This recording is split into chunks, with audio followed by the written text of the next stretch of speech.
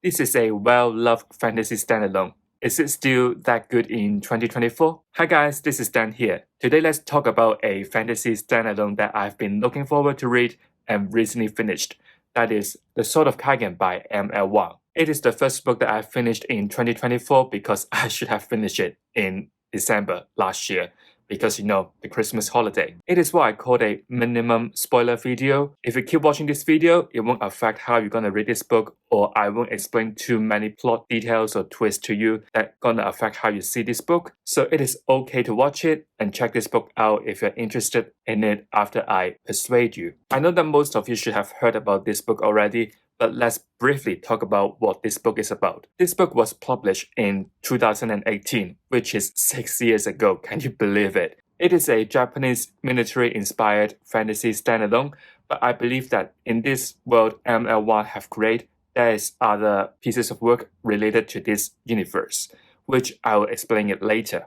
This book was set in a little mountainside village at the edge of the Kaigenese Empire. I think this book can be divided into 3 sessions. The first one is about the world building. We will meet our 2 main POVs, Misaki and Mamoru. Misaki is a mom of 4 in this really powerful warrior family called Matsuda. She is now a housewife but with a mysterious past, which I will leave you to it to find it out. But now she is settled in this warrior family, which she confined herself into those traditional Kaigenese beliefs. In our point of view, we may see them really sexist or really traditional. For example, her husband, Takeru, really distanced himself from any work in the family and only focused on work, which is to follow this really traditional Kaigenese belief and to please the empire. And the other main POV we're gonna follow in this book is someone called Mamoru, who is the eldest son of Misaki. He's only 14 years old and tried to be a great warrior, but he couldn't perform the ultimate weapon of this Matsuda family, the Whispering Blade. One day, with a newcomer to the school, he discovered that the world is not what he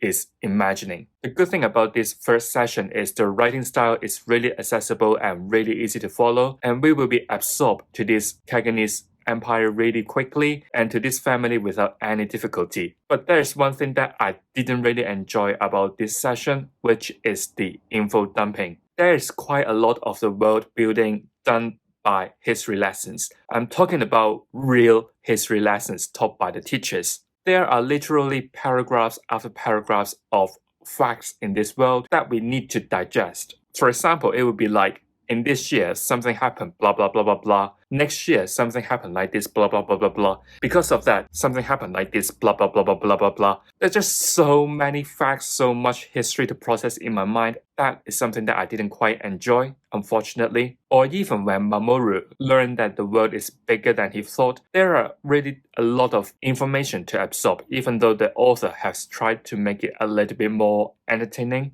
And I think that this kind of world building can be constructed a little bit better, not just through paragraphs after paragraphs of facts and history. The second part of this book is definitely the confrontation, which is literally combat and fighting chapter after chapter after chapter. Literally don't want to give out too much about these epic fighting scenes because everyone living here can have a moment to shine. What I like about these action combat fighting scenes are that they are really lively, really vivid, and really intense. The combat scene here is not just fist to fist, punch to punch, because people living in Kaigen can manipulate the element of water. You can see how both sides fight each other with this kind of ability, chapter after chapter after chapter after chapter. In these fighting scenes, everybody just tried their best. For some moments, they are actually quite emotional, especially the ending of this session. So here, if you're not a big fan of this kind of fighting action scenes,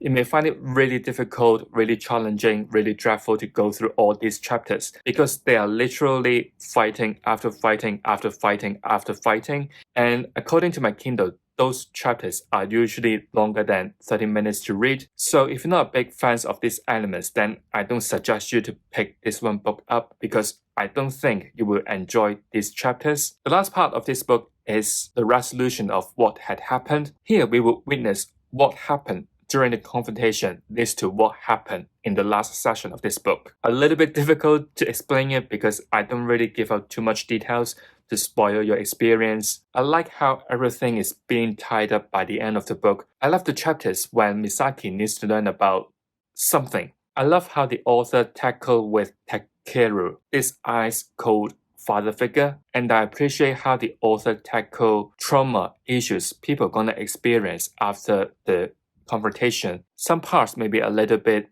triggering and maybe a little bit too much to people because it may contain sexual assault and harassment, how people gonna deal with the dead bodies after the confrontation. Even though coming to an emotional end to the story, but there is still something that I think could be done better, which is the ending of the story. An event has happened by the end of the book, and of course, there are something need to be settled. An event broke out in Kaigen, linked up to a bigger picture of what is happening in the whole world.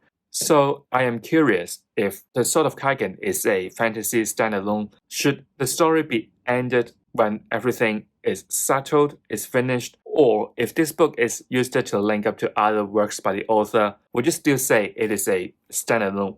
That is the point that I am not sure about, and I think I have lost interest by the end of the book because of how the author gonna wrap up the story of this standalone and try to link this up to what's happening in other places. All in all, I enjoy reading this book, The Sword of Kaigen. I think the fighting scenes and the character developments are exceptional. But this book is not perfect because of the info dump and also the ending. Given that this book is self-published back in 2018, I am impressed by the work already. Let me know in the comment how do you feel about this book, The Sword of Kaigen, if you have read it already. If not, check this book out. So if you have enjoyed today's video, make sure you give it a like. If you don't want to miss any content from me, make sure you have subscribed to my channel. I will see you real soon. Goodbye.